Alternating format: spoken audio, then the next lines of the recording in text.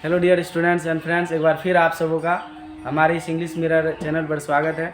बहुत सारे स्टूडेंट का रिक्वेस्ट आ रहा था कि सर समास टॉपिक पर भी कुछ बताइए, तो आज आप सबके लिए समास लिखा है। ठीक है, संस्कृत व्याकरण में दो तरह का जोड़ होता है, दो जगह मेल का बात होता है। एक हो जाता है संधि, ठीक है, दूसरा हो गया समास। इसमें भी मेल जोड़ होता है, इसमें भी जोड़ होता है, लेकिन हाँ इसमें अंतर ये है, इसमें वर्णों का योग होता है। किसका योग होता है? वर्णों का। और समास में जो है शब्दों का योग होता है।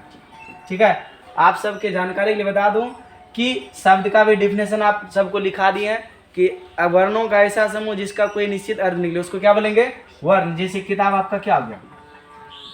शब्द हो गया। ठीक है, जैसे रखेंगे ओ, ये क्या हो गया? वर्ण हो गया। तो संधि में किसका मेल होता है? वर्णों का। समास में किसका मेल होता है? शब्दों का। ठीक है ना। तो समास का डेफिनेशन हो जाएगा कि शब्दों का ऐसा मेल, मतलब दो शब्दों के मेल से जो नए विकार उत्पन्न होते हैं उसी को हम लोग क्या बोलेंगे? समास। दो शब्दों के मेल से जो नया विकार उत्पन्न होता है उसको क्या बोलेंगे? समास। समास को ऐसे जनरली 6 भाग में बांटा गया है और एक और भाग बढ़ जाता है आपका, 7वां हो जाता है नए समास। ठीक है, ट्रिक के माध्यम से शॉर्टकट तरीके से समझेंगे। अब यही भाव समास। ठीक है, देखिए अब यही भाव समास का ट्रिक्स ये है कि यह सार्थक शब्द के पहले कोई उपसर्ग लगा हुआ रहता है। क्या लगा हुआ रहता है? उपसर्ग। उपसर्ग में क्या हो गया? जो शब्दों के पहले लगता है। जैसे देखिए यथा संभव, यथा संभव, तो संभव नाम तो सुने है ना, संभव होता है ये शब्द है और उसके पहले क्या लगा हुआ है? यथा। ये आपका कौन सा हो गया? अब यही भाव, यानी जिस भी सार्थक शब्द के पहले कोई उपसर्ग लगा हुआ रहेगा उसको हम क्या बोलेंगे? अब यही भाव। समास में दो खंड होता है, प्रथम और दो। शब्द भी हमेशा दो रहेगा। इसमें भी देखिए दो शब्द है, यथा और संभव है। तो पहला कंप्लीट मीनिंग दे रहा है और दूसरे उसके पहले जो लगा हुआ है इसको हम उपसर्ग बोलेंगे। ठीक है ना। देखिए इसमें जनरली कौन कौन उपसर्ग लगा रहता है? प्रति हो गया, आ हो गया, यथा हो गया। ठीक है ना, जनरली यही सब लगा हुआ रहता है। ठीक है ना। इसका एक और ट्रिक है, ये शब्द दोहराया बढ़ेगा। एक ही शब्द अगर दो बार में आ गया, समझिए कौन सा समास है? अब यही समास है। जैसे देखो बातों बात, बातों बात, बात और बात एक ही शब्द हो गया, दो बार रिवीजन होगा अब यही हो जाएगा। जैसे देखो दिनों दिन, दिनों दिन, दिन और दिन एक रंग का हो गया। इसमें दो ट्रिक हुआ कि सार्थक शब्द के पहले अगर यदि कोनो उपसर्ग लगा हुआ रहेगा उसको क्या बोलेंगे? अब यही भाव। या एक ही शब्द दो बार रिवीजन किया हुआ उसको क्या बोलेंगे? यथासंभव। अब यही भाव बोलेंगे। दूसरा हो गया आपका द्विगु। द्विगु समास बहुत ईजी है, सबसे ईजी है। ठीक है ना, ऐसे सब ईजी है, ये सबसे ईजी है। होता क्या है कि इसका प्रथम पद जो है, पहला जो भाग होगा उसमें आपको संख्यावाचक मिलेगा।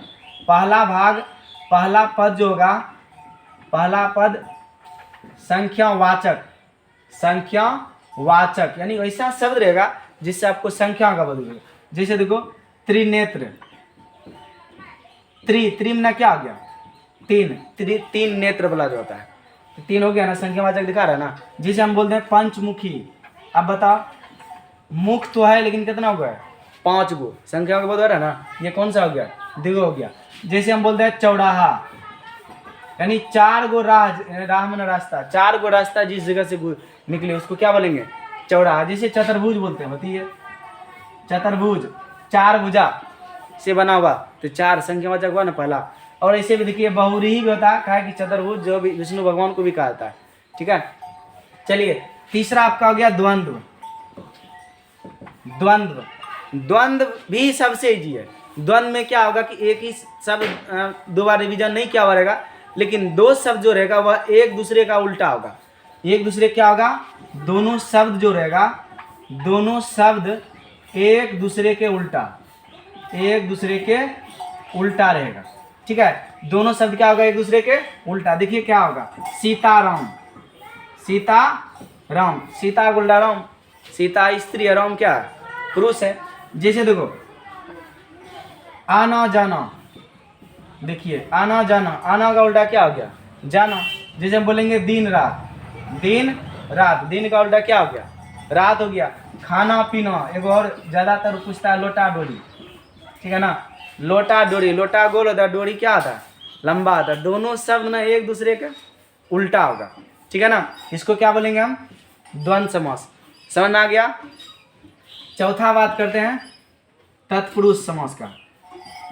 तत्पुरुष, तत्पुरुष में होगा कि उसका विग्रह करने पर, समास का विग्रह करने पर, ठीक है ना, कारक का करने पर कारक का कोई भी चिन्ह आएगा, कारक का कोई भी चिन्ह आएगा, ठीक है। अगर उसको तोड़िएगा तो कारक का कोई भी चिन्ह आएगा, समझिए कौन सा, तत्पुरुष समास। जैसे देखिए राज मंत्री, ठीक है ना, राजा का मंत्री क्या हो गया, जिसे हम बोलते हैं राजमहल, ठीक है ना, राजमहल, राजा के लिए महल हो गया। आपको होगा नहीं सॉरी ये नहीं होगा, राजमंत्री हो गया, राजमहल हो गया, ठीक है ना। या बहुत सारा वर्ड होगा जिसमें कि विग्रह करने पर बीच में किसका चिन्ह आएगा, कारक का। जैसे गगन चुंबी बोलते हैं, गगन चुंबी, ठीक है, यानी गगन को चूमने वाला, तो को है ना, कारक का 8 गो चिन्ह होता है।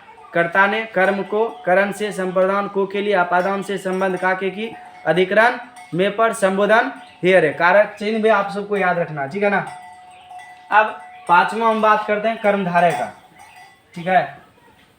कर्मधारय समास को भी हम आसान भाषा में समझ लेते हैं। कर्मधारय से जो है ना 2 शब्द रहेगा, दोनों में से कोनो ना एक दूसरे का विशेषता बताएगा। कर्मधारय में, कर्मधारय जो है 2 शब्द तो हमेशा रहबे करेगा, एक दूसरे कोनो ना कोई भी शब्द दूसरे शब्द का विशेषता बतलाते हैं, दूसरे शब्द का विशेषता बतलाते हैं, ठीक है। कोई भी शब्द दूसरे शब्द का क्या बतलाता है, विशेषता बतलाता है। जैसे देखो, जैसे हो गया पीताम्बर, पीला वस्त्र धारण करते हैं। जैसे हो गया युधिष्ठिर, ठीक है, पीताम्बर हो गया, ठीक है। कमल नयन, ठीक है। पीला वस्त्र, पीला में एडजेक्टिव हो गया ना, पीला अंबर जो धारण करते हैं, युद्ध में जो स्थिर रहता है, शांत होकर रहता है। कमल नयन, जिसका नयन जो है ना कमल की तरह रहता है। इसी तरह बहुत सारा होता है, ठीक है ना। कर्मधारय होगा जो दोनों में से कोनो शब्द, एक शब्द दूसरे का क्या बताए, विशेषता बताए। छठा आपका हो गया बहुव्रीहि, बहुव्रीहि समास हो गया। बहुव्रीहि में इसको समझना और आसान है, दोनों शब्दों के अलावे, ठीक है ना, तीसरे शब्द का महत्व होता है, तीसरे शब्द का क्या होता है, महत्व होता है, ठीक है। आप समझ ही जाइएगा, दोनों शब्द को देखिए, अगर तीसरा शब्द बन रहा है समझिए कौन सा होगा, बहुव्रीहि होगा। जैसे देखिए लंबोदर, लंबोदर, ठीक है ना। लंबोदर से आपको पता चल रहा, हम गणेश भगवान की बात करते हैं, जिसका पेट लंबा हो, बेचारा ऐसे ही बदनाम है, खाता पीता कम में है, ठीक है ना। चले देखिए, और आपका कौन सा हो गया, दशानन, ठीक है। 10 आनन, आनन में सिर होता है, 10 जिसको सिर हो, कौन सा हो गया, रावण हो गया, ठीक है ना। जैसे देखिए वीणा पानी, ठीक है ना, वीणा पानी, जिसके हाथ में वीणा, इस पानी का मतलब था हाथ, जिसके हाथ में क्या हो, वीणा हो, अर्थात सरस्वती का बात हम कर रहे हैं, जो विद्या की देवी होती है, हम लोग उसको विद्या की देवी मानते हैं, ठीक है ना।